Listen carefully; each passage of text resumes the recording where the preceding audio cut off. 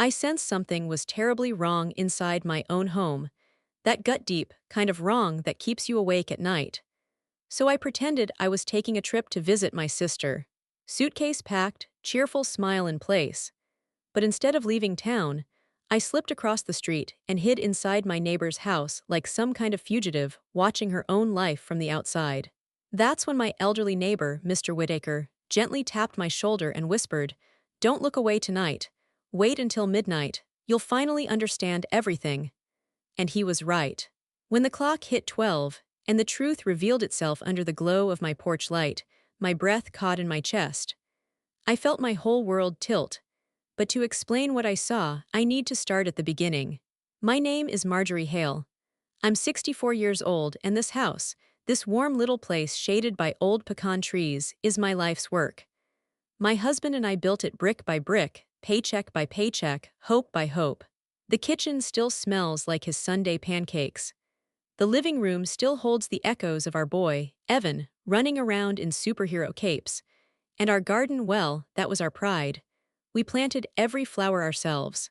7 years ago, when my husband passed, Evan insisted that he and his wife, Leela, move in with me. "So you won't be alone, Mom," he said. Back then, I thought it was pure kindness. Pure love. But looking back, I had no idea how naive I truly was. In the beginning, life felt almost peaceful again. We shared dinners, talked about work, and laughed about silly things on television. Leela cooked for me, my favorite pot roast, mashed potatoes the way my husband used to make them. Evan fixed leaky faucets and squeaky doors. I thought I was blessed to have them close. But about 4 months ago, everything shifted. It was subtle at first, a tension in the air, like the house was holding its breath. Conversations felt rehearsed. Their smiles didn't reach their eyes anymore. Little whispers would drift down hallways, soft and nervous, and whenever I walked in, they'd go silent instantly. Evan began snapping his phone shut whenever I appeared. Leela would plaster on that sugary, sweet smile and say, "Oh, it's nothing, Marjorie, just work stuff." But her voice, it had lost its warmth. Soon, other things changed. The old master bedroom, my husband's and mine, the room I'd turned into storage after he passed, suddenly it was locked. Always locked. Before, I'd kept it open so the air could circulate. "Why is this door locked?" I asked. Leela answered too quickly, too smoothly. "Oh, there's some moisture building up. We don't want your things getting damaged." Moisture? Since when? And since when did anyone touch that room without asking me first? But at night, late at night, I heard footsteps inside that room. Muffled voices. Even laughter that didn't belong to anyone who lived in my home. Then came the night I saw a stranger walk in. It was close to 11. I heard the front door open softly. Curious, I stepped into the hallway, staying hidden in the dark. From there, I watched Leela greet a young woman carrying a small suitcase.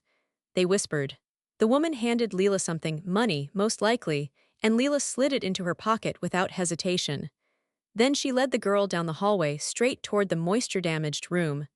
A key turned. Light spilled out. Then darkness again, and the door stayed locked. The next morning at breakfast, I pretended everything was normal. Leela poured coffee like she always did, perfect smile, perfect hair, perfect fake sweetness. Evan read the news on his phone without looking at me. "Did you sleep well?" I asked casually. "Like a rock," Evan muttered. "Oh, we slept wonderfully," Leela replied too cheerfully. Liars, both of them, and deep down I knew it. But I needed proof, I needed the truth. That afternoon when both were out, I tried opening that bedroom door with my own keys. My own house keys, but the lock didn't budge. They had changed the lock, on a room in my own home. Without my permission, without even mentioning it. My heart pounded so hard I could hear it in my ears. How dare they, how dare they? But anger wouldn't solve anything. I needed clarity, I needed strategy. I needed them to drop their guard so I could finally see what they were hiding. And that's when the plan came to me.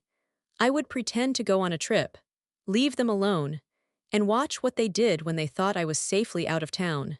That same day, I walked over to my longtime neighbor, Mr. Whitaker. He's 72, a widower like me, and has lived across from my house for decades. When I told him what I had noticed, he looked at me with worry in his eyes. Marjorie, there's something I need to tell you, he said quietly, pouring us iced tea in his kitchen. I've been seeing strange things too. My stomach dropped. For weeks, he continued, people have been coming to your house late at night. Always with luggage, always quick, always quiet. Young women couples, never the same faces, they arrive in taxis or cars. Leela lets them in, they stay the night, and at dawn they're gone. My blood ran cold. Why didn't you tell me sooner? I whispered. Because I hoped I was wrong, he admitted. But when I saw Leela accepting cash last week, I knew something wasn't right. Cash, luggage, strangers, secrets. My house being used for something behind my back. That's when I told him my plan to fake a week-long trip and spy from his upstairs window. You'll stay in the guest room, he said firmly. From up there you can see your entire front porch. We'll watch everything. That night I began acting. Over dinner I casually said, I'm heading out tomorrow to visit my sister for a week. Evan looked relieved. Leela's smile stretched a little too wide. That's wonderful, she chirped. You deserve a break, Marjorie. Perfect. That reaction confirmed everything. The next morning, I packed my suitcase loudly, made a show of calling my sister, and let Evan drive me to the bus station. He thought I boarded that bus. He thought I was gone. But instead of traveling anywhere, I walked straight back into the shadows of the neighborhood and hid inside Mr. Whittaker's house, watching my own front door from a distance. And God help me, I had no idea what I was about to uncover. That fake trip was my only way to expose what was happening under my own roof. But as I stood at the bus terminal that morning, suitcase in hand, I felt a tightness in my throat. I wasn't nervous about traveling, I was terrified of what I might find when I wasn't home. Mom, I'll take you. A cab is unnecessary, Daniel insisted, practically grabbing my suitcase before I could protest. My son wasn't escorting me out of love. He wanted to make sure I left. When we reached the terminal, he walked me all the way to the platform. He hugged me, but it felt rushed, like he just wanted the moment over with. Have a good trip, Mom. Call us when you get there so we know you're okay. I looked straight into his eyes, the same warm brown eyes I'd kissed goodnight when he was a little boy. But the warmth was gone. There was only urgency. A silent go pressed behind his forced smile. I'll call you sweetheart, I whispered, and stepped into the terminal. I waited 20 minutes, just long enough for him to drive away, before I slipped through a side exit and got into a cab. Langston Drive, I told the driver. My neighbor was already expecting me. When I reached Mr. Langston's house, he had everything prepared. A spare bedroom upstairs, the curtains cracked just enough for me to see the full view of my own front porch and living room window. Now we wait, he said quietly. And we watch. My stomach twisted. My home, the home I'd built with my late husband, the place where Daniel took his first steps, now felt like enemy territory. At first, nothing happened. Harper left late that morning with her reusable tote bags, smiling like the perfect daughter-in-law she pretended to be. Daniel left for work right after. Hours passed. Stillness. Silence. But when the sun dipped and shadows stretched across the street, things changed. Around 6 p.m., a silver sedan stopped in front of my house. A young couple stepped out, a man and woman in their 30s with a large suitcase and 2 backpacks. They looked nervous, glancing around like they weren't sure they were in the right place. Harper opened the front door before they even knocked. She greeted them as if she'd been refreshing the window, waiting for their arrival. Smiles. Brief conversation. The man handed her cash, folded bills thick enough to notice even through the window. She counted it quickly, carelessly, then stepped aside to let them in. My chest tightened so hard I thought I might faint. My daughter-in-law was running a business under my roof. A business I knew nothing about. A business inside the house my husband and I spent 4 decades building. Did you see that? I whispered, though my voice barely made a sound. Mr. Langston nodded gravely. I saw everything, Evelyn, everything. Hearing him confirm it felt like someone was slowly cutting through my heart. This wasn't a misunderstanding. It wasn't paranoia. They were renting out rooms in my house. Turning my memories, my marriage, my husband's deathbed, into a cheap motel. Inside, more lights flicked on the living room, the kitchen. And then that locked room, my old master bedroom. A warm glow spilled out from underneath the door. There was no moisture problem. There were guests inside, sleeping where my husband once slept beside me, strangers laughing where I had cried myself to sleep after losing him. Tears filled my eyes, hot and burning. How could they? I didn't say it loudly, it slipped out like a dying breath. Mr. Langston put a gentle hand on my arm. He didn't speak. He didn't need to. Minutes passed, then an hour. Then headlights flashed again. Around 9 p.m., Daniel returned from work. He walked toward the front door, keys jangling calmly, as if he wasn't participating in a calculated betrayal against the woman who raised him alone after his father died. 20 minutes later, another couple showed up, this time younger, maybe 25. Same process. Cash, smiles. Harper ushering them inside like she was running a late-night check-in desk. Two couples already inside. Four strangers occupying my house. Breathing my air, using my electricity, sleeping on my sheets. How long do you think this has been going on? I murmured. Mr. Langston frowned, thinking. From what I've seen, at least 3 months. Maybe 4. At first it was one person a week. Then 2, now it's nearly every night. 4 months. 4 months of betrayal happening right under my nose. I began doing mental calculations. Rent per night, number of couples, number of weeks, thousands of dollars. All behind my back. All using my home, my utilities, my good faith. They stole from me. Not just money, my dignity, my trust, my peace. By 11 p.m., lights inside the house began turning off. Living room off. Kitchen off. Only the guest rooms stayed lit a bit longer before finally going dark. The house fell silent. I stayed by the window all night, refusing to blink, because every blink felt like giving them one more minute of control. Around 6 a.m., the front door cracked open. The young couple came out, lugging their suitcase, climbing into the taxi waiting for them. Like a hotel checkout. At 6 a.m. in my home, my breath shook. And deep in my chest, something hardened. Last night, I was a mother hurt by betrayal. This morning, I was a woman preparing for war. They left before sunrise, quiet as ghosts. The first couple slipped out around 6 a.m., rolling their suitcase across my front path as if they wanted to erase their presence. 30 minutes later, the second couple followed, no goodbyes, no lingering. By 7 a.m., my house was empty of strangers again, restored to its false innocence. At 8 a.m., Daniel stepped out in his gray suit, exactly the kind he wore when his father was alive, the kind that always made me proud. He carried his briefcase, shoulders straight, chin up, the picture of a respectable man. But I knew better now. Behind that well-pressed shirt and polished shoes was someone who could betray his own mother for a handful of quiet cash. Someone who could eat breakfast with me every morning, while strangers slept in the room where his father drew his last breath. Harper spent the rest of the morning drifting through the house like a hotel manager between guests, changing sheets, laundering towels, wiping down surfaces. Her movements were fluid, practiced, efficient. This wasn't a hobby. It was a system. A business she had perfected long before I caught on. She was the mastermind. I could see it in the way she organized the rooms, how she coordinated arrivals, how she tucked envelopes into her apron pocket like she'd been doing it for years. Daniel, he helped, but he wasn't leading. That role belonged to Harper, and I felt it in my bones. That evening, more guests arrived.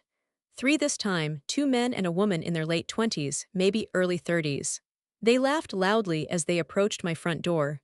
Harper opened it before they could knock, greeting them with the same polished smile I had once mistaken for kindness. Cash, head nods, suitcases inside, door shut. I wrote everything down in a small notebook Mr. Langston had given me. Time, number of guests, description, Harper's movements. Each entry twisted the knife deeper. "Should we take photos?" he whispered once. "No," I murmured. "Not yet. First, I need to understand how deep this goes." And then, something shifted. Later that night, around 10 p.m., Mr. Langston came into the guest room with a serious expression I'd never seen on him. "Evelyn, there's something else I haven't told you," he said quietly. My stomach tightened. "What is it?" He sat across from me, folding his weathered hands. "About 2 weeks ago, I saw Harper meeting a man at the coffee shop on the corner.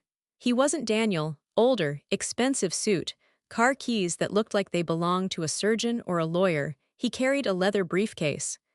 A chill ran down my spine. What were they talking about? I tried not to listen, he admitted. But I heard a few words, words no one wants to hear. What words, Langston? My voice barely made it past my throat. Mental competency, medical evaluations, nursing homes. The world fell silent around me. No. No, no, no, not those words. Not that possibility. Mental competency, I whispered. Are you sure? He nodded, face heavy with concern. I wish I wasn't, but yes. And there's something else. Every Friday night, there's more movement at your house. More cars, more guests, more activity. I don't know what they're planning, but he hesitated. But what? I demanded. Wait until Friday at midnight, he said. Everything usually happens then. If there's something bigger going on, that's when you'll see it. Those words rang in my head like a funeral bell. Mental competency, medical evaluations, nursing homes, everything connected now. The secrets. The whispers, the locked doors, the strangers, the sudden shift in behavior 4 months ago. They weren't just stealing money. They were preparing me for something far darker. Something that would cost me not only my home but my freedom. For the next 3 days, I barely slept. I watched every arrival and every departure. Every morning at dawn, the guests left quickly. Every evening, new ones arrived. It was a conveyor belt of strangers, a well-oiled, illegal machine inside the walls of my home. Harper had a notebook she carried everywhere. I saw it once, left carelessly on the kitchen counter when she made coffee. Even from Mr. Langston's window, I could make out columns of dates, initials, dollar amounts, check marks. This wasn't improvised. This was a full business plan. Daniel's involvement was quieter but undeniable. He bought supplies. He changed sheets Harper didn't have time for. He maintained the yard so the house always looked respectable. He checked the driveway before guests arrived. And every night, every single night, I saw them sit at the dining room table under the warm light of the lamp my late husband installed himself 20 years ago. Counting money. $20 bills, $50 bills, $100 bills, stacked, sorted, stuffed into envelopes. They smiled, they whispered. They exchanged glances that weren't just greedy, they were strategic. By Thursday night, I couldn't stay quiet anymore. I needed answers, legal ones. So I called my old friend Ellen, the lawyer I'd known for 30 years. Evelyn, everything you're describing is beyond serious, she said, voice steady, professional. Running a lodging business without licenses is already illegal. Doing it without the property owner's consent, that's a felony. But the mental competency part, that's where things get dangerous. My throat tightened. Could they actually take control of my assets? Only if you've signed something giving them power, did you?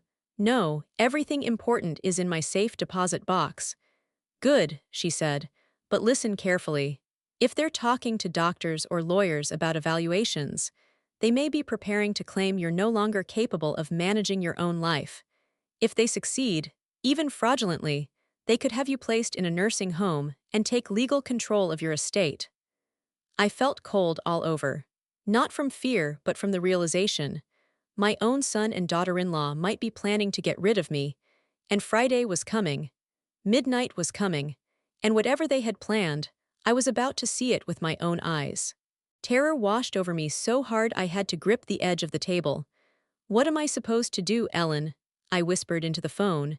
They're in my house, and I'm out here watching like a stranger. She went quiet for a few seconds. I could almost hear her lawyer brain working. First, she said, you need proof, not suspicions, not feelings, evidence. Photos, videos, dates, witnesses. Second, lock down your legal life.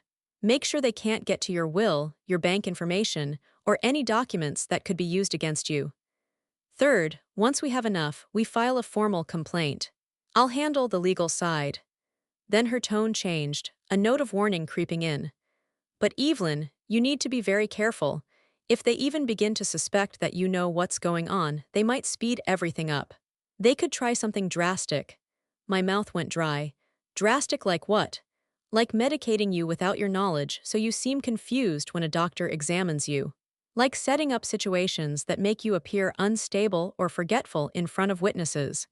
Like creating fake incidents that paint you as a danger to yourself. I've seen families do it, Evelyn. It happens more than people think.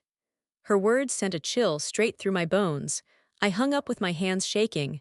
This wasn't just about money anymore. They weren't only stealing my house behind my back. They were quietly laying the groundwork to take my whole life. Being declared incompetent. Being sent away to some facility against my will. Losing the right to decide where I lived, what I did, what happened to my own body.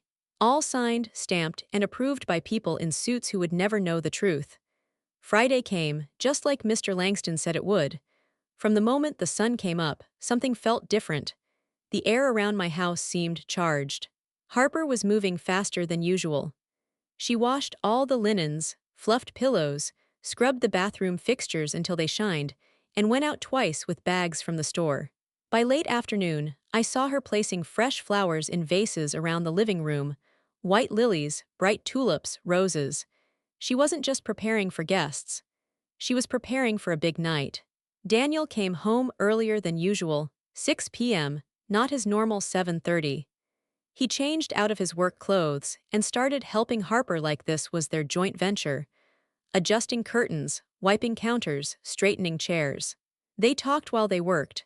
I couldn't hear them, but their body language said enough. They were excited.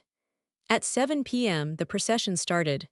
The first group was 4 people, 2 young couples with cameras hanging around their necks, looking like they'd just stepped out of a travel ad. Harper opened the door with a polished, practiced smile that made me sick now. She welcomed them in as if she owned the place, gesturing toward the inside, her hands moving like a tour guide's. I watched her accept cash from them. A thick fold of bills passed subtly from the man's hand to hers. She counted quickly and tucked the money away with a nod. 30 minutes later, another group arrived. 3 middle-aged women dragging big rolling suitcases, laughing loudly, clearly on some sort of girls' trip. After them came an older couple, maybe around my age, moving gently, leaning on each other's arms. Then 2 men arrived separately, each with a slim suitcase and business jackets, probably on work trips. I counted. 1, 2, 3, 11. There were now 11 strangers staying under my roof. 11 people using my bathrooms, my kitchen, my electricity. 11 people wandering around the home my husband and I had spent a lifetime building. Through the front windows, I could see everything. The living room had turned into a lounge. Some guests sat on my couch chatting. Others checked their phones. One woman walked into the kitchen and opened my refrigerator as if it were her own. Harper and Daniel floated among them like hotel owners, offering extra towels, showing them where things were, pointing out maps and brochures.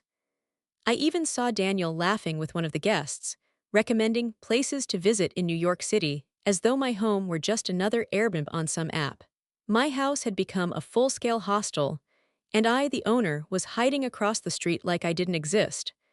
"I've never seen this many people," Mr. Langston murmured beside me. "This is different from the other nights. Looks like some kind of special weekend." He was right. Friday meant tourists, weekenders, groups. Friday meant more cash. I did the math in my head. If each person paid even $30 a night, they were taking in over $300 just that night alone. Multiply that by 2 nights of a weekend, and they were pocketing around $1,000, week after week, month after month, using my house, my utilities, my name on the property deed, all without a single dollar going to me. The hours crawled by. I watched them cook, watch TV, go out for a walk, come back with shopping bags. At 10 p.m., the lights inside my home began to dim one by one, first the living room, then the kitchen, then the hallway. Guests disappeared into the bedrooms, doors closed, curtains pulled shut. Harper and Daniel did a final round, collecting cups, wiping down counters, turning off lights.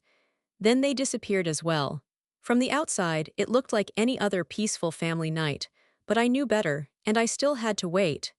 Mr. Langston had told me, "Midnight, Evelyn, watch at midnight," so I waited.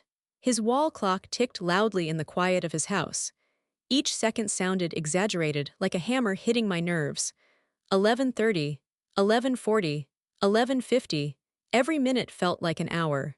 At some point, Mr. Langston drifted off to sleep in his recliner, but I couldn't close my eyes even if I wanted to. My gaze stayed locked on my house, my heart thudding so hard that I could actually hear the pounding in my ears. And then it happened. When the clock struck 12, the side door of my house, the one that leads to the backyard and that we almost never used when my husband was alive, creaked open. A figure stepped out into the darkness. Harper. She moved cautiously, glancing around like she was afraid of being seen. A moment later, another person appeared behind her, a man I'd never seen before. Tall, around 50, dark clothes. He carried a leather briefcase in his hand. My stomach dropped. The briefcase. Just like the one Mr. Langston had described from the coffee shop. What was this man doing in my backyard at midnight? They walked together toward the old shed at the back of the yard, the one my husband had used for decades as a workshop. That shed still smelled like sawdust and oil in my memory, like his hands. I saw Harper take a key from her pocket. She unlocked the padlock and opened the door. The light flicked on inside, spilling a faint glow through the tiny window. From Mr. Langston's second-floor view, I could see them as shadows moving inside. Their silhouettes shifted, gesturing, leaning over something together. Harper reached into her purse and pulled out what looked like papers. The man opened his briefcase and shone a small flashlight over whatever they were looking at. More papers, a thick folder, legal documents.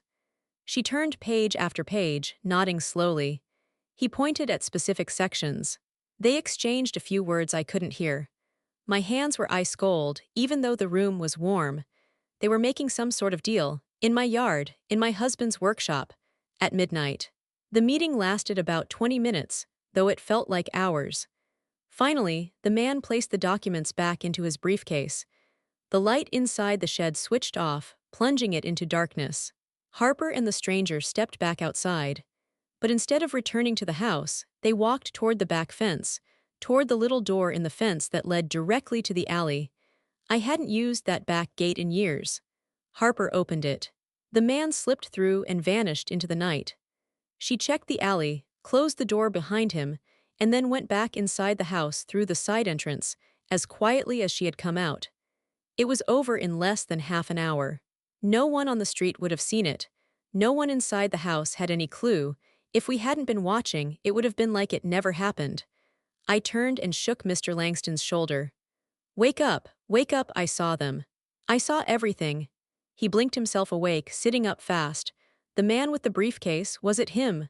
Yes, I said, my voice trembling. They were in the shed, papers, a folder. They're planning something, Langston. Something more than just renting out rooms. He rubbed his face and checked his watch. It's midnight. Whatever they're doing, they want it hidden. And if that man is who I think he is, a lawyer, maybe a doctor, this is worse than we imagined. I didn't sleep at all that night. I stayed by the window until dawn, watching my house like it was enemy territory, as if the people inside were strangers. At first light on Saturday, the guests began to leave.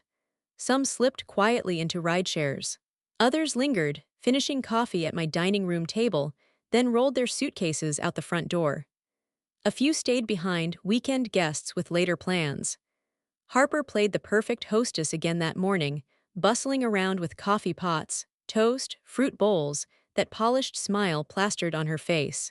No one looking at her would have suspected that just hours before, she'd been in a secret meeting with a man in the shed behind my house. Around 9 a.m., Daniel left in his car, driving off like it was any normal Saturday. That was my chance. With Daniel gone and only Harper and a few guests left, I knew exactly what I needed to do next. I had to get into that shed. I had to see with my own eyes what they were hiding there, what documents they had been reviewing in the middle of the night. I wasn't just a scared mother anymore. I was done being in the dark, and I was finally ready to fight. I explained my plan to Mr. Langston. He tried to talk me out of it the moment the words left my mouth. Evelyn, this is dangerous. If Harper catches you, I have the key to the back gate, I whispered. I can slip in from the alley. She's busy playing hostess in the front of the house. She won't even notice. He hesitated, torn between fear and loyalty, but finally nodded. Fine, but I'm going with you. I'll keep watch from the alley. You're not doing this alone. We left through his back door and stepped into the quiet Saturday morning. The alley behind our block was still and hushed, just the faint rattle of a distant air conditioner and the rustle of dry leaves. Most neighbors were probably still asleep or halfway through their breakfast. When we reached the small wooden gate at the back of my property, my hands trembled as I pulled out my old key. I hadn't opened that gate in years. The padlock clicked open, a sound that echoed like a gunshot in the silence. I slipped inside my own backyard like a thief. My heart thudded hard in my chest. The shed sat about 20 yards away, waiting like a dark secret. I crouched low, moving behind the shrubs I'd planted years ago when my husband was still alive.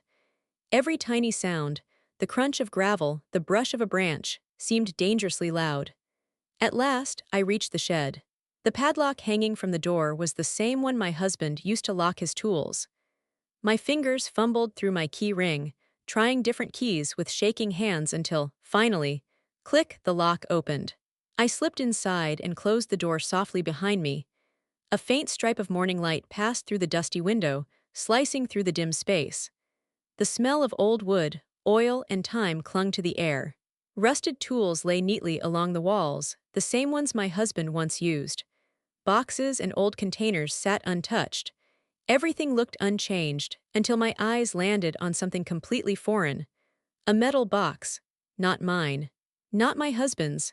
A modern steel box with a digital strip, totally out of place on the old wooden workbench. Cold dread slid down my spine. The lid wasn't locked, only held shut by two small side latches. I pressed them. Click. The lid lifted. Stacks of cash stared back at me, bundles of bills in 20s, 50s, and hundreds. I counted roughly with my eyes, at least $10,000, maybe more.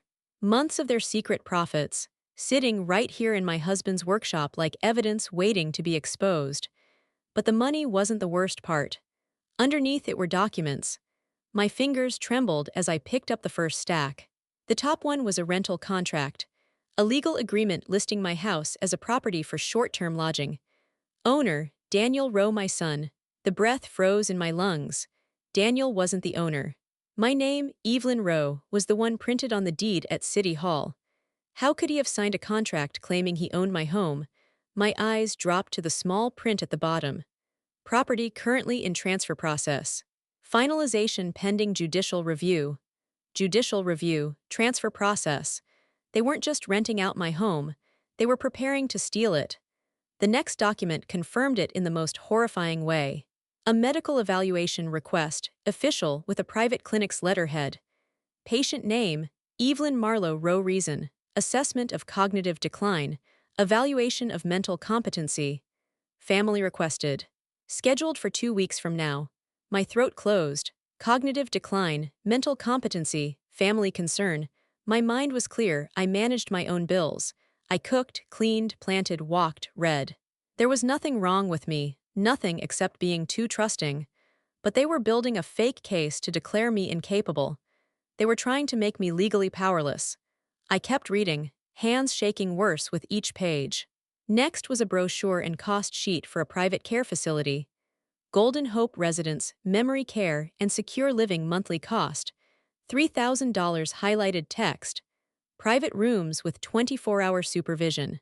Specialized dementia program. Reduced independence for resident safety. My own son and daughter-in-law were shopping for a place to lock me away. A place that would cut me off from the world. A place where no one would question why I wasn't answering my phone. A place where I could disappear, while they lived comfortably in my home, spending my money. I kept digging through the documents until I found the worst one yet. A fully drafted, ready-to-use power of attorney.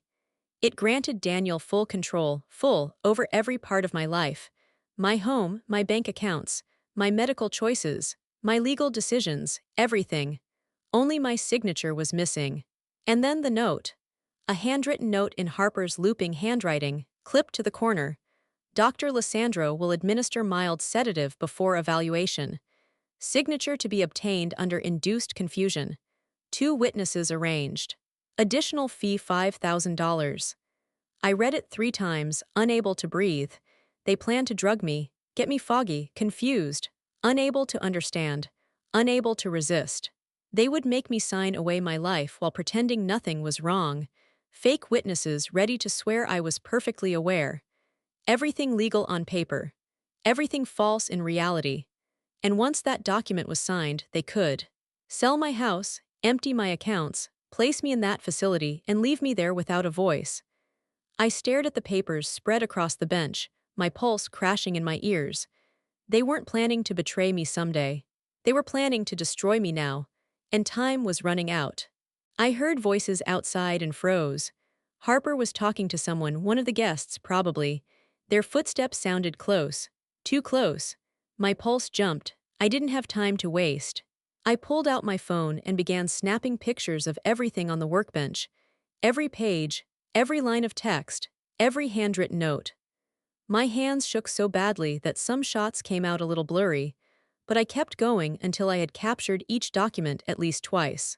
The rental agreement, the medical evaluation form, the nursing home quote, the power of attorney, Harper's note about the sedative, click, click, click. When I was sure I had enough, I carefully put everything back exactly as I'd found it. The papers went in the same order, the bundles of cash back in their neat stacks. The lid closed, the latches snapped shut. I locked the shed, slipped the padlock back into place, and hurried across the yard, staying low behind the bushes until I reached the back gate. Mr. Langston was waiting for me in the alley, worry etched all over his face. "I thought they'd caught you," he whispered. "You were in there almost 20 minutes." I couldn't speak at first. My throat felt too tight. Instead, I handed him my phone and opened the gallery. He began scrolling, photo after photo. His expression changed with each new image, first confusion, then anger, then horror. "Good Lord, Evelyn," he breathed. "This isn't just a little scheme. This is a full-blown criminal operation. They're not only stealing from you, they're trying to erase you." Tears burned my eyes and finally spilled over. "I have to call Ellen," I managed. "I have to do something now. I can't just sit here and wait for them to drug me and drag me away." We hurried back to his house. My fingers were trembling so much I almost dropped the phone as I dialed. It was early Saturday, but Ellen answered on the third ring. "Evelyn, what happened?" she asked immediately. I told her everything.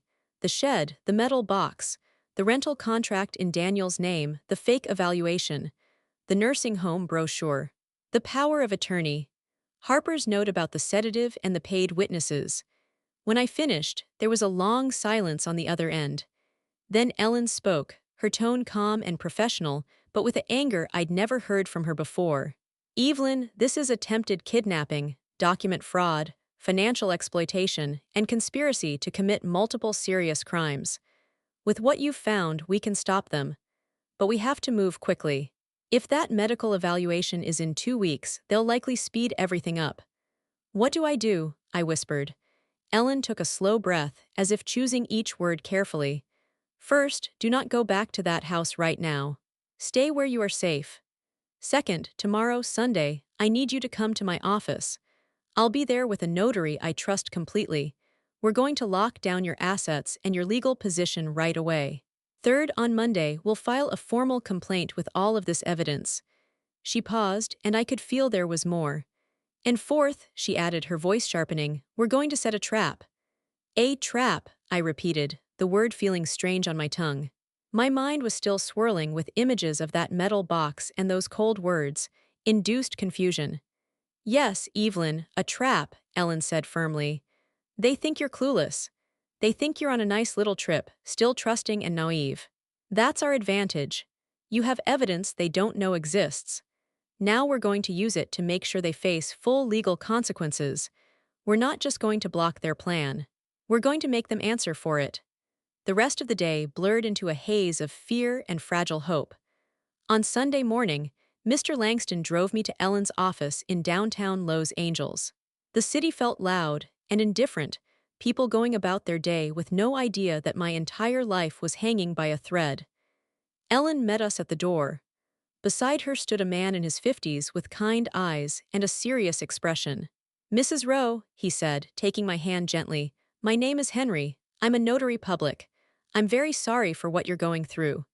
But I promise you, by the time we're finished today, your son won't be able to touch a single cent of what you own without putting himself in even deeper legal trouble." For the next 3 hours, we worked. Ellen explained each document slowly, making sure I understood. "This first one," she said, sliding a stack of papers toward me, is a new, revocable power of attorney. It revokes any power that might currently exist or be filed in Daniel's favor, whether now or in the future. Only the person you designate here will have authority, and we're making sure that's someone you trust. I signed. This one is a declaration of full mental competency, she continued. We'll have a forensic psychologist evaluate you tomorrow. He's independent, court-recognized, and he'll issue a report stating that you are fully capable of managing your own affairs. I signed again. This is your new will, Ellen said, her eyes meeting mine. It replaces any previous version. It clearly states that Daniel is disinherited due to attempted fraud and abuse, and it specifies how your assets will be handled instead. No one will be able to claim they didn't know your wishes. My chest hurt, but my hand didn't shake this time as I signed my son out of my inheritance. And this last one, Ellen said softly, is a preventive protection petition. Tomorrow, we'll submit it to a judge, along with your psychologist's report and the photos you took. It will alert the court to what your son and Harper are planning and place your case under immediate scrutiny. I signed the final page. With each signature, I felt a little more of myself returning piece by piece. I wasn't just the woman hiding behind curtains anymore. I was fighting back. When the last paper was done, I leaned back in my chair, exhausted. "And the trap?" I asked quietly. "What exactly do you want me to do?" Ellen's lips curved into a small, calculated smile, the look of someone who already sees 3 moves ahead. "The trap," she said, "is going to require you to act." My stomach tightened. "Act how?" "You're going to go home," Ellen replied, "and pretend you know nothing. Not tonight, tomorrow night. You'll return exactly as they expect, like a woman who's been visiting her sister all week. Tired from traveling, happy to be back, completely unaware of what's happening under her own roof." "So I just pretend?" I asked. "For a few days," Ellen said. "You act as if everything is normal. Meanwhile, we'll be working in the background. Your assets will already be protected, the documents filed, and the judge alerted. They'll keep moving forward, thinking their plan is intact, and that's when we'll catch them." Henry leaned forward. "We're also going to contact the city housing department," he added. "A code enforcement inspector will pay your house a routine visit unannounced. They won't be expecting that. If they discover an illegal lodging operation, they can shut it down immediately and impose major fines," Ellen explained calmly, though her eyes carried an edge of steel. "But that's not all," she continued while flipping through her notes. "I've been looking into Dr. Larimore, the doctor mentioned in Harper's handwritten note.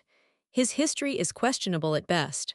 He's already been investigated twice by the medical board for unethical behavior.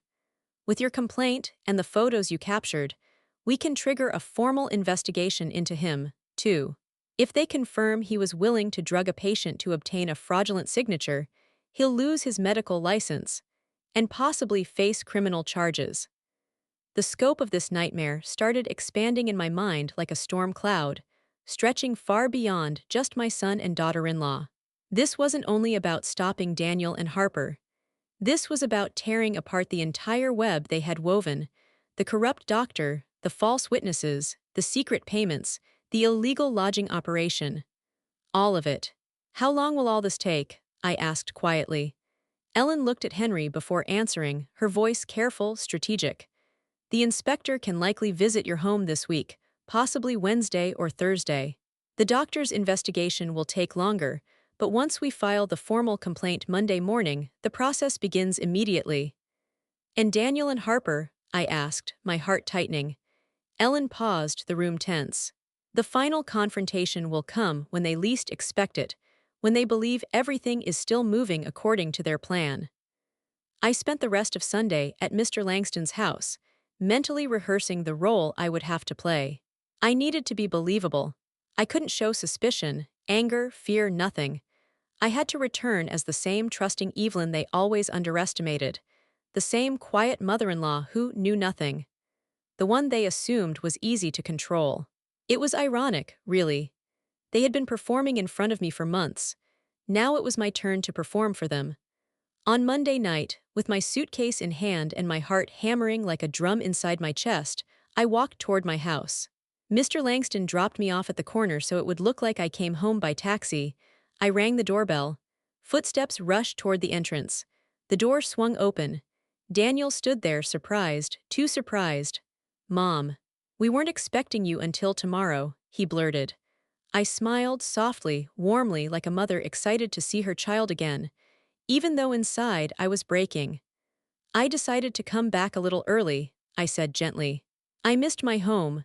Harper appeared behind him. Her smile was flawless, too flawless. "Welcome back," she said brightly. "How was your trip?" I stepped into my house and felt instantly suffocated. Everything looked pristine, cleaner than usual. Too clean. Not a single sign remained of the 11 strangers who had stayed here 2 nights before.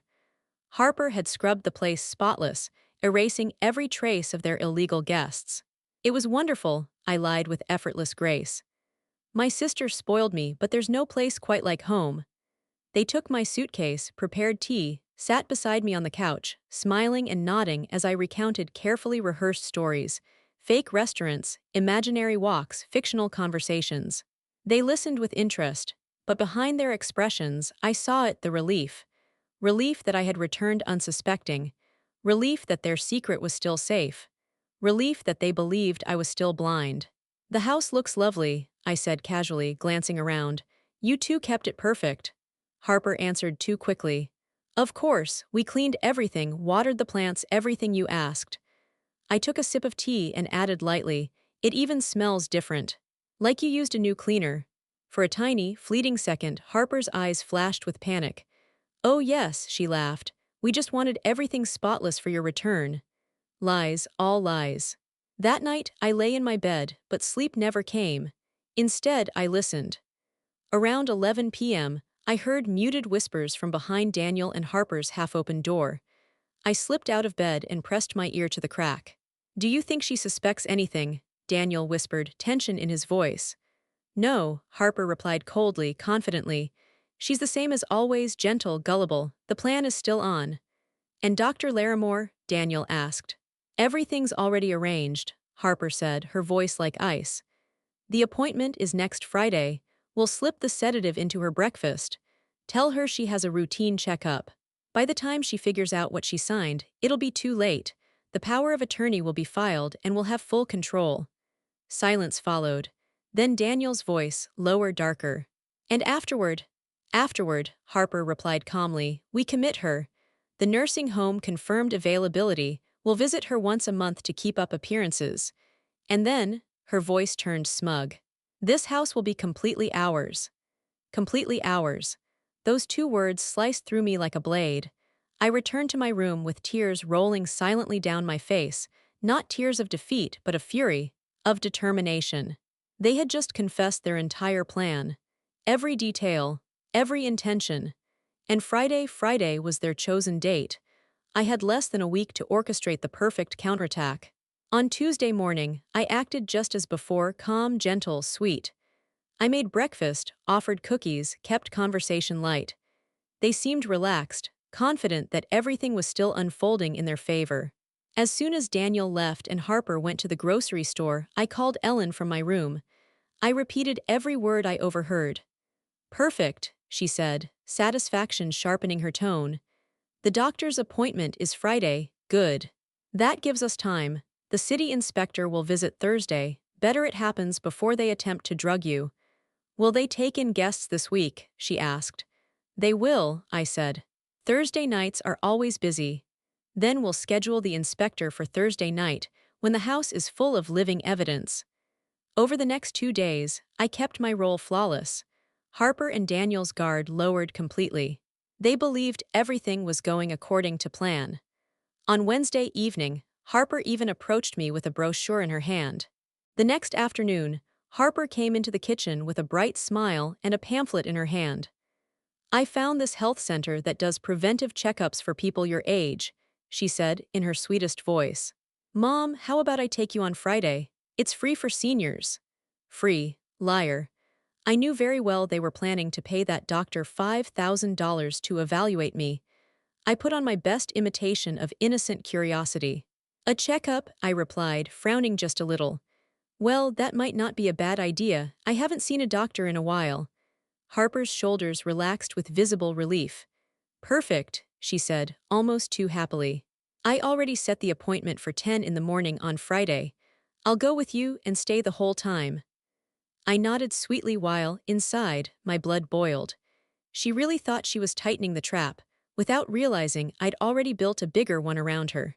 Later that day, while Harper and Daniel hurried around the house, changing sheets and wiping counters in preparation for that night's guests, my phone buzzed in my pocket. It was a message from Ellen. Inspector confirmed for 9 p.m. Police nearby on standby. Stay in your room when he arrives. We'll handle everything. My heart began pounding harder. Tonight their beautiful little scheme would start to crumble. Just as I expected, the guests began arriving around 7 o'clock.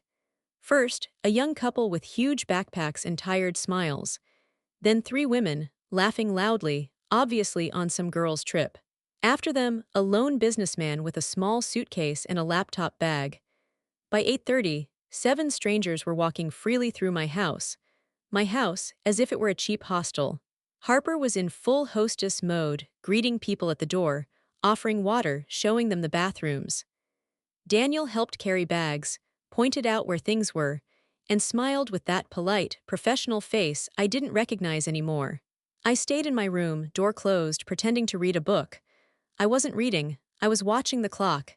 Every minute felt like an hour. 8:40, 8:50, 8:55.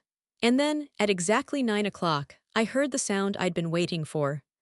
The doorbell rang, sharp, firm, and authoritative. It didn't sound like the ring of a lost tourist or a late guest. It sounded like someone used to being obeyed. I heard quick footsteps heading to the foyer. Daniel's voice floated down the hall. "Who is it?" he called from inside. A calm but commanding male voice answered from the other side of the door. "Municipal Inspector.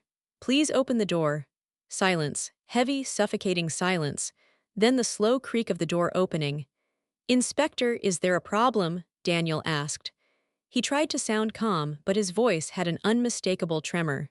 "We received an anonymous report about an illegal lodging operation at this address," the inspector replied, voice flat and professional. "I need to inspect the property." "There must be some mistake," I heard Harper jump in, her tone higher than usual. "This is just a private home.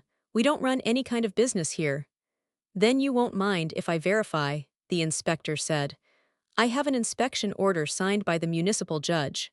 If you do not allow me to enter voluntarily, I will return with officers and a search warrant." Another silence. Then Daniel gave in. "Of course, Inspector, please come in." I opened my bedroom door just a crack, enough to see a slice of the living room. The inspector was a man in his 40s, wearing an official city shirt and holding a clipboard. Behind him stood a younger man with a camera hanging from his neck, likely his assistant. They started moving through the house. "How many permanent residents live here?" the inspector asked. Daniel swallowed. "3, my mother, my wife, and me." The inspector slowly scanned the living room. There were the 7 guests, some sitting on the couch, others standing awkwardly, all of them with confused expressions. "And these people are?" the inspector asked pointedly. Harper tried to improvise. "They're their friends visiting." The inspector walked straight up to one of the guests, a man in his 30s. "Are you a friend of the family?" he asked. The man hesitated, clearly nervous, but answered honestly. "No, sir, I booked a room online. I paid $35 a night." Daniel's face turned ashen. "He's confused," Harper stammered. "Inspector, I don't know what he's." But the inspector was already moving toward the hallway. He opened the door to what used to be my master bedroom. Inside, I could see the 3 women unpacking their suitcases, clothes spread across the bed, toiletries scattered around the private bathroom. "And these ladies are friends as well?" the inspector asked without looking at Harper. Her silence answered for her. The inspector took a small device from his bag and began noting things down. His assistant followed, taking photos of every room, every bed, every suitcase. "Room 1, the inspector dictated. Occupied by 2 non-residents. Room 2, occupied by 3 non-residents. Room 3, occupied by 1 non-resident. Shared bathroom shows multiple use." kitchen equipped for significantly more than 3 residents, extra towels stored in the hall closet, indicating high guest turnover. Every statement felt like another nail being hammered into the coffin of their little operation. Daniel tried one last defense. Inspector, this is all a misunderstanding. Sometimes we just help people we know who need a place to stay, but this isn't a real business. The inspector cut him off. Do you charge money for this lodging? He asked. Daniel froze. Well, sometimes they give us a little something to help with expenses, a voluntary contribution. The inspector shook his head. That's called operating a lodging business. And to do that legally, you need a commercial license, a tourist accommodation permit, a fire safety certificate, a health inspection certificate, and you must pay the appropriate taxes. Do you have any of those documents? The silence was absolute. Harper and Daniel glanced at each other, completely defeated. They didn't have a single document. According to the municipal code, the inspector continued, running a lodging business without the required permits is a serious violation. The fine is $10,000. In addition, the tax authorities will be notified regarding undeclared income. Since this property is registered under the name of, he looked down at his clipboard, Evelyn Grace Vega Herrera, who according to records has not authorized any commercial activity here, this may also qualify as fraudulent use of another person's property. That was my cue. I opened my bedroom door and stepped into the hallway. All heads turned. The guests stared, confused. The inspector regarded me calmly. Daniel and Harper looked at me as if they had just seen a ghost. Good evening, I said, keeping my voice steady. I'm Evelyn Vega, the owner of this house. The inspector nodded respectfully. Mrs. Vega, he asked, did you authorize the operation of a lodging business on your property? I took my time before answering, letting my eyes rest on Daniel first, then on Harper. No, Inspector, I said finally. I didn't authorize anything. In fact, I only learned about this situation a few days ago. Harper rushed toward me, panic in her voice. Mom, I can explain, I lifted my hand, stopping her where she stood. I don't want explanations right now, Harper, not now. I turned back to the inspector. What happens next? I asked. He closed his clipboard with a soft snap. The current guests will need to leave the property immediately. We'll give them 30 minutes to gather their things. Your son and daughter-in-law will receive official notice of the fine and will be required to appear before the municipal judge next week. The police have already been notified. 2 officers are outside in case we require assistance with the eviction.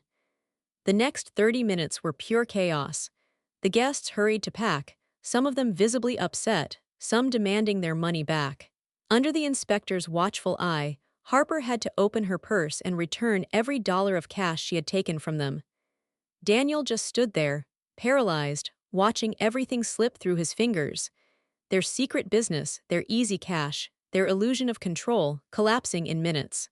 When the last guest stepped out and the door closed behind them, the inspector handed me a copy of his report. Mrs. Vega, he said, I strongly advise you to speak with an attorney. Harper knocked lightly on my door with that sugary voice she always used when she wanted something. I found this health center that offers preventive checkups for people your age. Mom, how about I take you on Friday? It's free for seniors. Free. I almost laughed out loud. They weren't paying nothing for that appointment. They were paying $5,000 to drug me and get my signature. Still, I lifted my eyes with the gentlest smile I could fake. A checkup, I said, sounding curious. Well, that wouldn't be bad. I haven't been to the doctor in a while. Harper exhaled in relief, the way someone does when a trap clicks into place exactly as planned. Perfect. I already scheduled it for 10 Friday morning. I'll go with you. I nodded sweetly while inside my blood boiled. She had no idea I'd already wrapped a much bigger trap around her. Late Thursday afternoon, while Harper and Daniel were downstairs fluffing pillows and prepping the house for another wave of guests, my phone buzzed. A message from Carla. Inspector confirmed for 9 p.m. Police will be nearby. Stay in your room, we'll handle everything. Tonight, the first cracks in their carefully built scheme would finally start to show. As expected, around 7, the guests began pouring in. First, a young couple with huge backpacks. Then three women laughing like they were on some girl's getaway. Then a businessman with a tiny rolling suitcase and a laptop bag. By 8:30, seven strangers were living inside my house again. Harper fluttered around like the proud owner of a bed and breakfast, offering smiles, pointing out towels, showing where extra blankets were. Daniel handled the bags, the keys, the fake hospitality. If you didn't know any better, you'd think this was all legitimate. I stayed upstairs with a book open on my lap, pretending to read while watching the clock with a pounding heart. 8:40, 8:50, 5 minutes to 9. Then I heard it. The doorbell, not a timid ring, not the friendly chime of a neighbor. A strong, deliberate, unmistakable authority ring. Footsteps rushed to the door. I heard Daniel's voice. "Who is it?" And then, "Municipal Inspector. Open the door, please." The silence that followed was thick enough to swallow the air. The door creaked open. "Inspector, is there a problem?" Daniel tried to sound relaxed, but his voice cracked. "We received an anonymous complaint about an illegal lodging operation at this address. I need to inspect the property." Harper jumped in immediately. "There must be some mistake. This is just a normal home. We don't run any business here." The inspector didn't even bother arguing. "I have an inspection order signed by a judge. You can either let me inspect voluntarily, or I'll return with a search warrant and the police." Another thick silence. Then Daniel gave in. "Of course, Inspector, come in."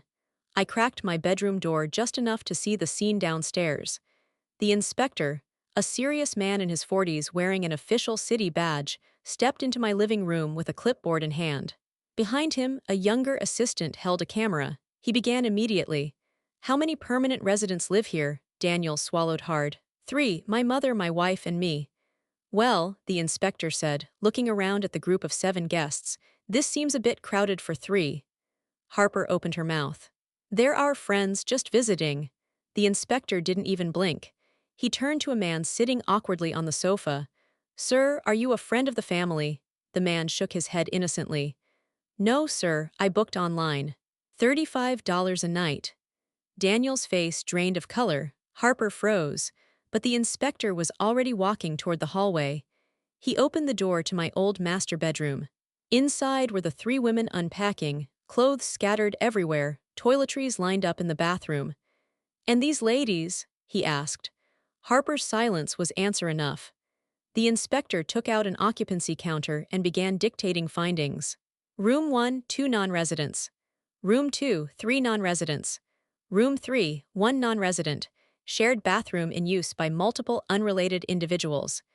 Kitchen stocked for more than 3 residents. Extra linens and towels prepared for guests." Each sentence hit them like another blow they couldn't dodge. Daniel tried again. "Inspector, this is all a misunderstanding. We sometimes let people stay if they need help, but it's not a business." The inspector cut him off sharply. "Do you charge money for lodging?" Daniel hesitated. "Well, sometimes people give a small contribution for expenses." "That," the inspector said, "is called a business. A lodging business. And you need a commercial license, tourist operating permit, fire safety certificate, sanitation certificate, and proof of tax payment. Do you have any of those?" Silence. Heavy, suffocating silence. The inspector checked his paperwork.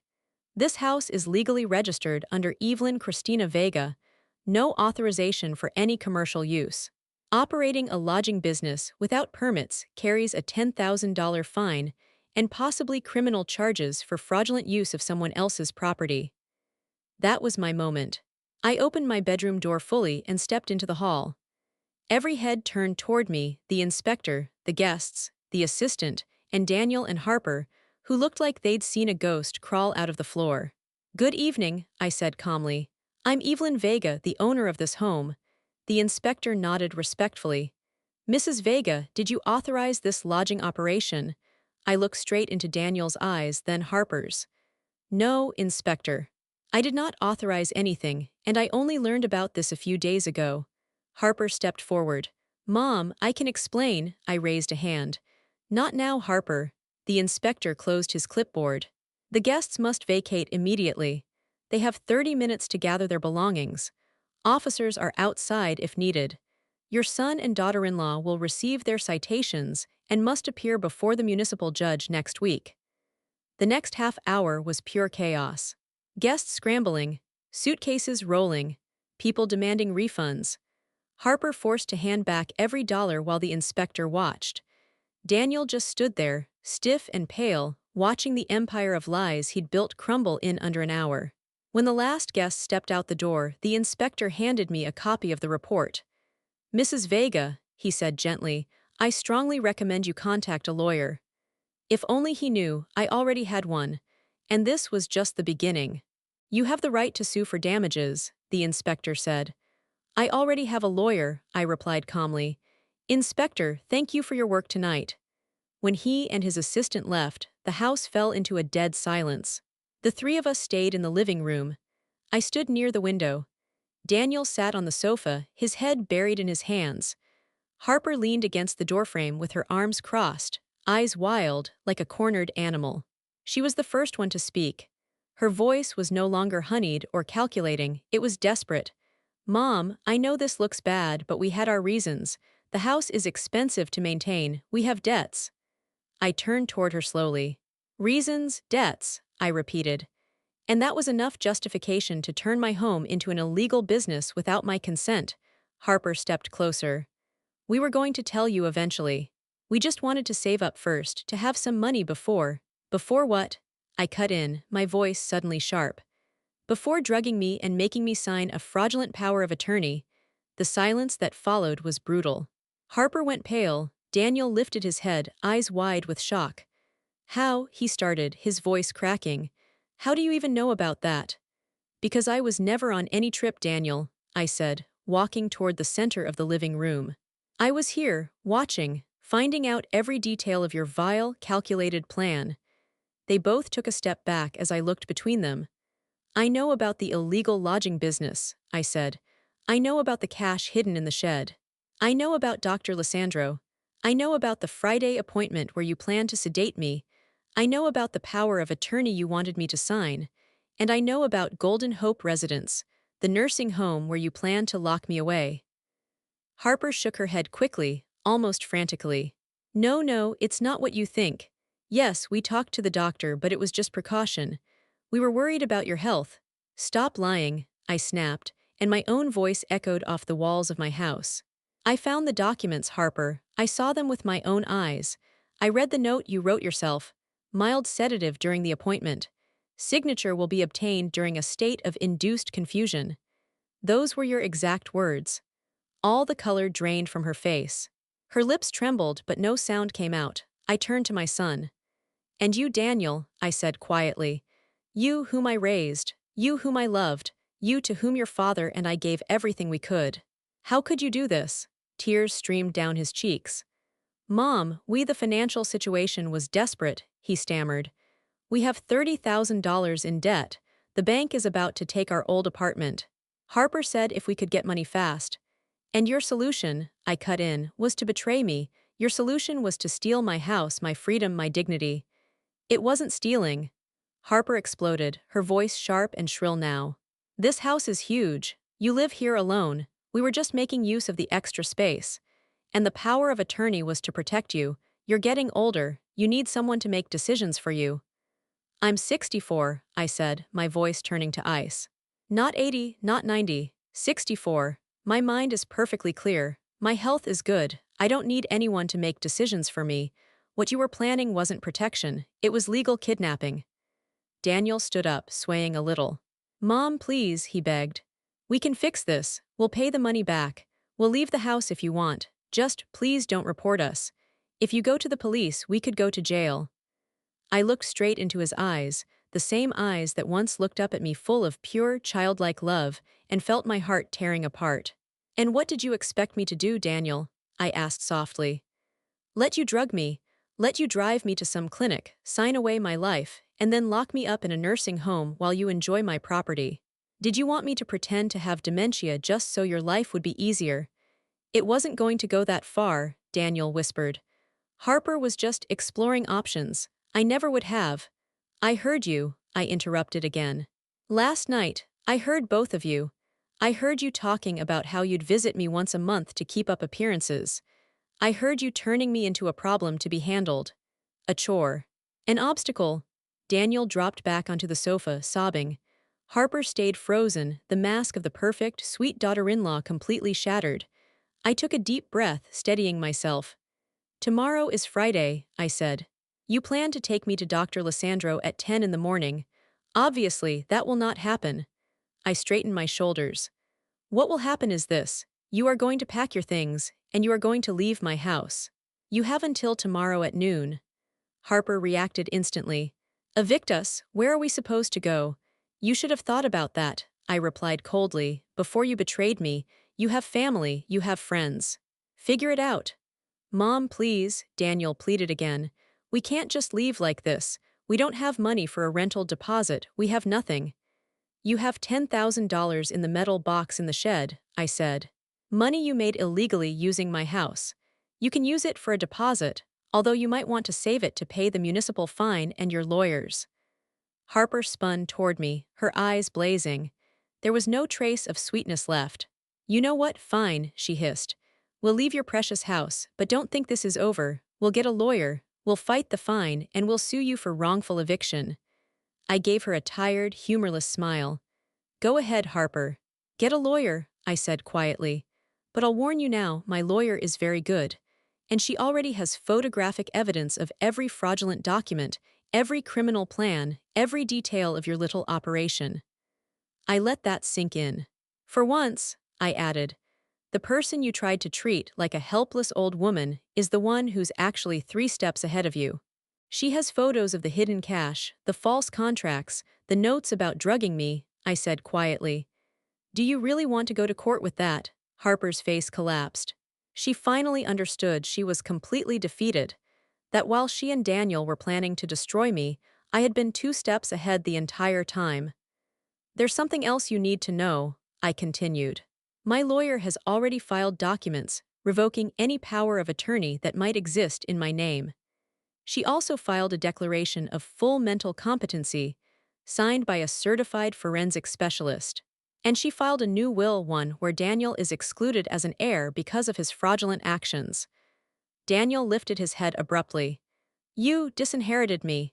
His voice was a mixture of disbelief and pain. What did you expect? I answered, exhausted. That I would reward you for trying to ruin me. The rest of the night was heavy and silent. Daniel and Harper locked themselves in their room. I remained in the living room alone, exhausted but strangely relieved. Around midnight, I heard the thumping of suitcases being dragged across the floor. They were packing. Reality had finally landed on their shoulders like a stone. The next morning, Friday, I woke early. I made coffee only for myself. I sat by the window, watching the sunrise fall over the garden my husband and I had built together. At 9, Daniel and Harper came downstairs with 4 large suitcases. They didn't look at me, not once. They loaded the car in total silence. Daniel came back inside briefly. He placed the house keys on the entrance table. For a moment, I thought he might say something, an apology, a last plea, but he only stared at me with hollow eyes before turning around and walking out. I heard the engine start. I heard the car pull away. And then silence. My house was empty. I was alone. I sat in the living room long after they left. The house felt different, bigger, quieter, but somehow more mine than ever. Slowly, I walked through every room, reclaiming every space that had been violated. I opened all the windows, letting sunlight fill the house. I stripped the sheets from every bed the strangers had slept in. I set them in a pile to wash, though I'll admit, I considered burning them. Some stains aren't physical, they're memories. Around noon, Moses knocked on my door. He was holding a pot of hot turkey chili.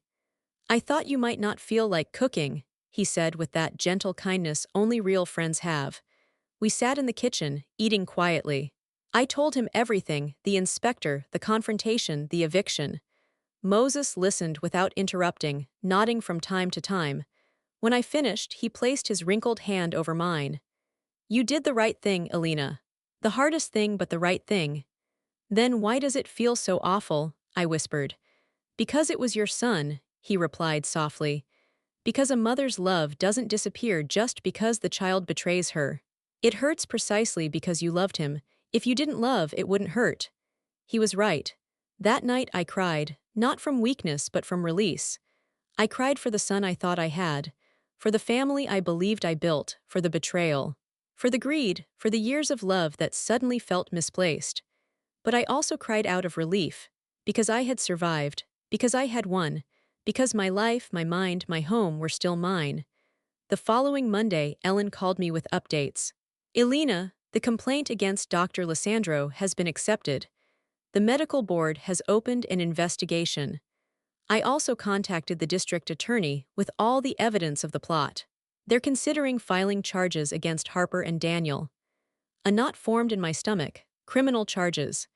Jail. Ellen continued, planned fraud, conspiracy to deprive an elder of her rights, document falsification, these are serious offenses. But the final decision is yours.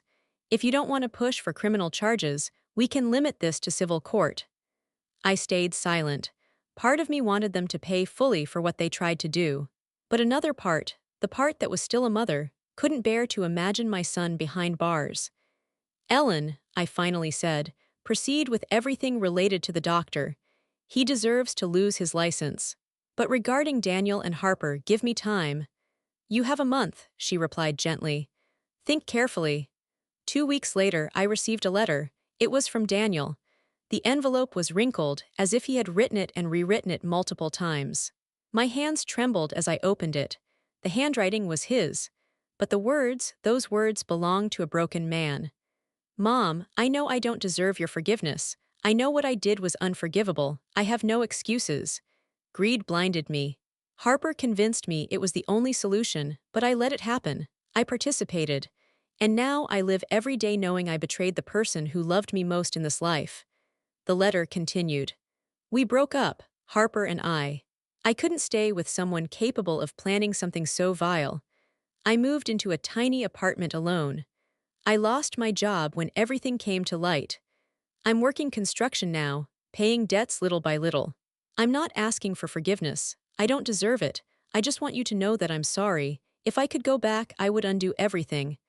The guilt follows me everywhere. I loved you. I love you. And I regret everything. Your son who no longer deserves to be called that, Daniel. I cried reading those words. Part of me wanted to rip the letter apart and be done with him forever. But another part, the mother part, felt his pain. It didn't justify anything. It never would, but the pain was real, and I didn't have the strength to throw the letter away. Not yet. A month later, it was time to decide about criminal charges. I sat in Ellen's office.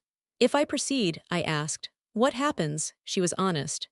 2 to 5 years in jail for both of them, maybe more for Harper, Daniel less if he cooperates. Their records would be permanent. Their futures changed. I took a deep breath. And if I don't, Ellen leaned forward. They still owe the municipal fines, they still lose access to you and the property, and the doctor will lose his license regardless. I closed my eyes. I thought about my husband, what he would have done, what he would have wanted. I thought about the little boy Daniel once was before greed poisoned him. I sat there thinking about the kind of woman I wanted to be at the very end of my life. I won't file criminal charges, I finally told Ellen. She studied my face, not judging, just making sure I was choosing what I could live with.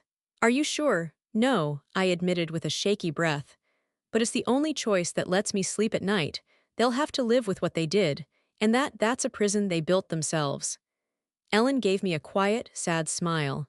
You're far more generous than they deserve, Elena. 6 months passed from the night the inspector knocked on my door. The house finally felt like mine again. Completely mine. I hired a professional cleaning crew who scrubbed away every trace of those strangers who had lived under my roof. I had the walls painted fresh colors, soft and warm. I donated every piece of furniture that had been used by guests and replaced it with new things I chose for myself. I even transformed my old master bedroom, the one they had rented out like a motel, into an art studio. I had always dreamed of painting. Now I had peace and time. Moses was still my neighbor and still my closest friend. We ate dinner together twice a week. He helped me install a home security system, not because I lived in fear, but because privacy felt sacred now. Ellen became more than my lawyer. She became my confidant, my protector, my friend. I updated my will properly and made sure she would always be taken care of for everything she did for me. As for Daniel, I hadn't heard from him again after that letter. But through mutual acquaintances, I learned he was still working construction, slowly paying off debts, living alone. There were days when I considered responding. Days when I thought about calling him. But then I would remember the documents in the shed. The notes about drugging me, the conversations about locking me in a nursing facility. And the wound, which had barely begun to scar, would rip open again.